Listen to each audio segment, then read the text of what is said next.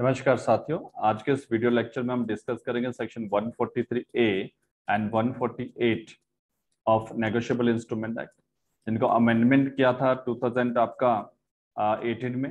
2018 के अमेंडमेंट से इनको इंसर्ट किया गया था 143A एंड 148। और इम्पॉर्टेंट है दोनों सेक्शन, प्रोसीजरल सेक्शन है, ठीक है। तो देन 143, देखो 143 talks about interim compensation. 143A power to direct interim compensation. Not ये पहला तो ये कि अमेंडमेंट हुआ था 2018 में, इनको इंसर्ट किया गया 143 एंड 148।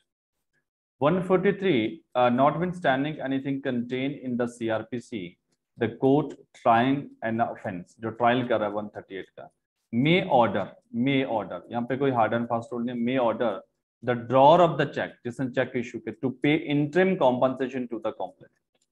तो यहाँ पे एक प्रोविजन डाला गया, एक तरह से एक लाइबिलिटी डाली गई ड्रॉर के ऊपर कि जब वो केस फाइल करेगा उसके अगेंस्ट ड्रॉई, तो इन दैट केस ड्रॉर को ऑर्डर कर सकता है कोर्ट कि आपने जो चेक इशू किया है, आप पहले इंटरिम कॉम्पनसेशन पे टू द कॉम्प्लेनेंट। जो कॉम्प्लेनेंट है जिसने कंप्लेंट फाइल किया, आप इंटरिम कॉम्पनसेशन पे कीजिए, क्योंकि फाइनल तो आफ्टर द मैरिट होगी, तो इंटरिम कॉम्पनसेशन पे कीजिए। इन अ समरी ट्रायल और समन केस, मैंने आपको पहले प्रीवियस वीडियो लेक्चर में भी बताया कि summons cases regular trial summons cases की तरह होता है और समरी ट्रायल भी हो सकता है 143 में, where he plead not guilty to acquisition made in the complaint. अब ये इंटरिम कॉम्पनसेशन जब ट्रायल में क्या होता है कि जब नोटिस ऑफ एक्विजिशन होता है, नोटिस ऑफ एक्विजिशन, तो याद रखना यहाँ पे फॉर्मली चार्ज फ्रेम नहीं होता, ये नोटिस ऑफ एक्विजिशन होता है। तो इन दैट केस उसको रीड आउट किया जाता है कि वो plead guilty, not plead guilty करता है, ठीक है। तो in that case, in any other case upon framing of charge, जहाँ पे अदर केसेस मतलब जहाँ पे चार्ज फ्रेम हो जाता है, तो चार्ज फ्रेमिंग के टाइम या जब वो नॉट प्लीड गिल्टी कर रहा है, तो उस टाइम उसको ऑर्डर किया जा सकता है इंटरिम कॉम्पनसेशन के लिए। The interim compensation under subsection 1 shall not exceed 20% of the amount of the check। अब कितना इंटरिम कॉम्पनसेशन देगा, वो यहाँ पे एक पैरामीटर दिया हो कि 20%, नॉट एक्सीडिंग 20%। ये नहीं कि 20% ही होना चाहिए, पर मैक्सिमम यहाँ पे 20% है, मिनिमम 10% भी हो सकता है, 5% है। शैल नॉट एक्सीड 20% से ज्यादा आप इंटरिम कॉम्पनसेशन नहीं लगा सकते। मान लो सपोज 1 लाख है,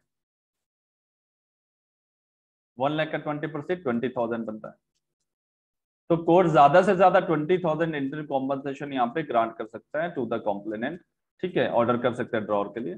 लेकिन वो 10% भी कर सकते हैं, 15% भी कर सकते हैं, वो डिपेंड अपॉन द कोर्ट।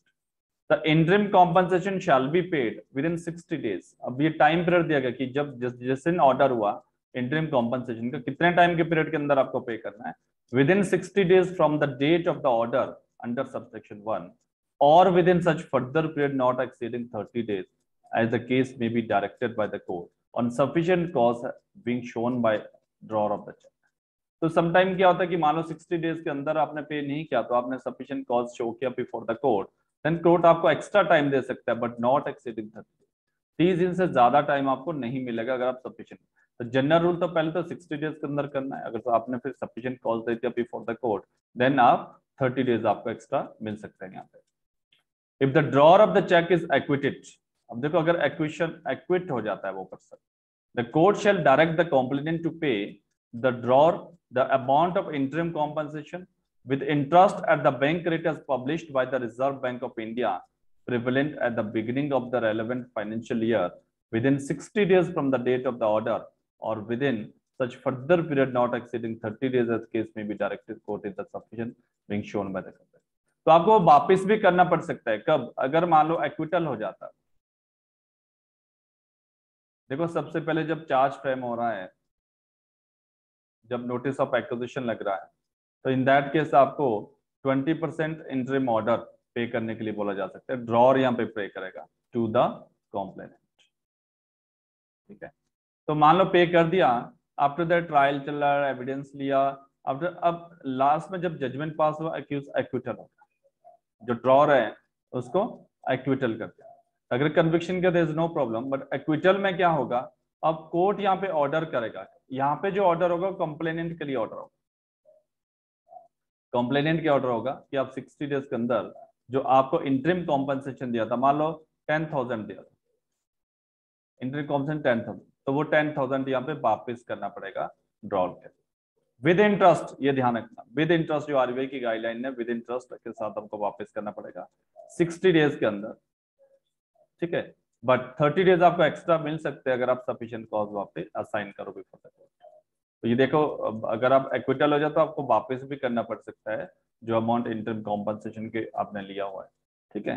तो यहाँ भी पीरियड तो वही है 60 डेज एंड देन 30 डेज आपको एक्स्ट्रा मिल सकता है। आगे देखो, the interim compensation payable under this section may be recovered as if it were a fine under section 421 of the CRPC। interim compensation को ऐसे भी रिकवर कर सकते हैं जैसे 421 में आपका एक तरह से फाइन हो। तो interim compensation payable under this section may be recovered as if it were a fine under section 482। यहाँ से MCQs आपको बन सकता है। The amount of the fine imposed under section 138 or the amount of compensation awarded under section 357 of the CRPC shall be reduced by the amount paid or recovered as inter compensation by the section। तो obviously 358 में भी compensation का है आपका, उसको reduce किया जा सकता है, एडजस्ट किया जा सकता है according to that. The next is section 148। अब 148 टॉक्स अबाउट एपेलेट कोर्ट में जब अपील फाइल होता है, जब अपील फाइल होता है, power of appellate court to order payment pending appeal against conviction. अगर कन्विक्शन हो जाती है उस पर्सन को, ड्रॉर को, तो इन दैट केस क्या होता है, वहां पे भी उसको पे करना, इंटरिम कॉम्पनसेशन पे करना पड़ेगा। Notwithstanding anything contain in CrPC और by drawer against conviction in an appeal, ये अपीलेट कोर्ट में एप्लीकेबल हो, ध्यान रखना।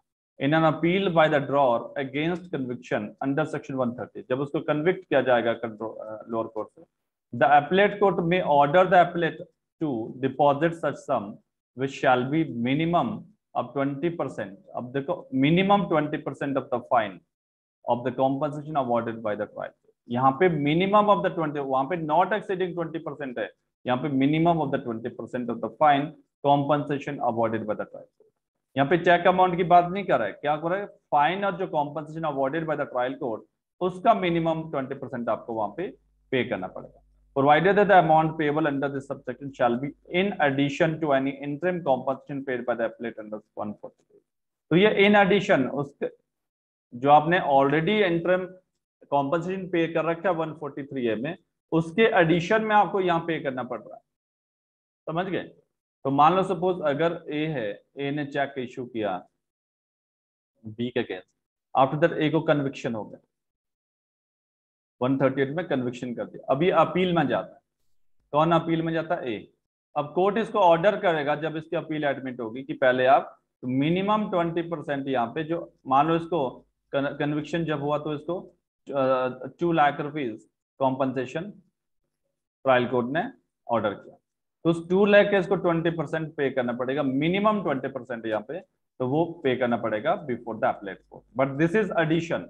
अब ट्रायल कोर्ट में भी इसने चेक अमाउंट का 20% दे रखा होगा, नॉट एक्सेंड 20%, मान लो 20% वहां भी दे रखा है या 15% दे रखा है, ठीक है। उसके अलावा उसको एक्स्ट्रा ऊपर अपीलेट कोर्ट में देना पड़ेगा in addition. The amount referred to subsection 1 shall be deposited within 60 days from the date of the order or within such further period not exceeding 30 days as the case may be directed by the court, sufficient cause being shown by the appellate। Time period वो same है, appellate court में भी 60 days के अंदर आपको pay करना पड़ेगा और 30 डेज आपको एक्सटेंशन मिल सकता है अगर आप सफिशिएंट कॉज असाइन करो। द अपीलेट कोर्ट में direct the release of the amount deposited by the appellant to complainant at any time during the pendency of. यहाँ पे एक और पावर दे रखी है अपीलेट कोर्ट को, वो रिलीज कर सकता है उस अमाउंट को जो उसने ऑलरेडी पे कर रखा है, कॉम्पनसेशन करेगा।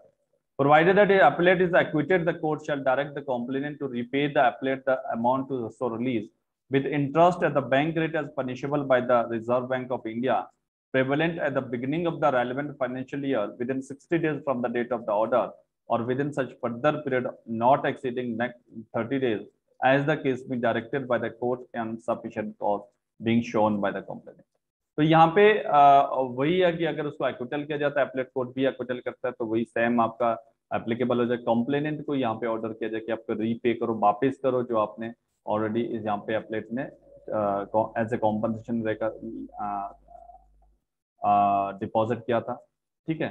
तो वो वही कि आपका 60 डेज के अंदर उसको वापस करना पड़ेगा, अगर सफिशिएंट कॉज है तो नेक्स्ट एक्स्ट्रा 30 डेज भी आपको ग्रांट हो जाएंगे। तो दिस इज ऑल अबाउट आपका सेक्शन 143 ए और 148, ये 2018 में अमेंडमेंट हुआ था। तो याद रखना ये जो सेक्शन 148 है, ये केस आया था, इस केस का नाम आप लिख लेना, Surendra Singh Deswal versus Virendra Gandhi, 2020 supreme court. इसमें बोला गया कि जो क्रिमिनल कंप्लेंट्स है 138 की and were filed prior to 2018 amendment act, prior to 18 amendment act, 118 amendment 1/9/2018, so then the amendment shall be applicable in the respect of appeal against the order of conviction, sentence for the offense of section 138, even in the case the criminal complaint for the offense under section 138 of the NI Act were filed prior to 2018 amendment। वो जो 2018 amendment से पहले की जो conviction वगैरह है वो उसमें भी एप्लीकेबल, मतलब रिट्रोस्पेक्टिवली भी एप्लीकेबल होगा 148। दिस इज ऑल अबाउट आपका section 143 A and 148। And next video lecture हम लेकर आएंगे procedure of the one check के केस में क्या प्रोसीजर रहता है, एंड तक ट्रायल कैसा रहता है उसका, उसी पे हम वीडियो बनाएंगे। तो बने रहिए आप हिमालयन जुडिशियल कोचिंग इंस्टीट्यूट के साथ। धन्यवाद।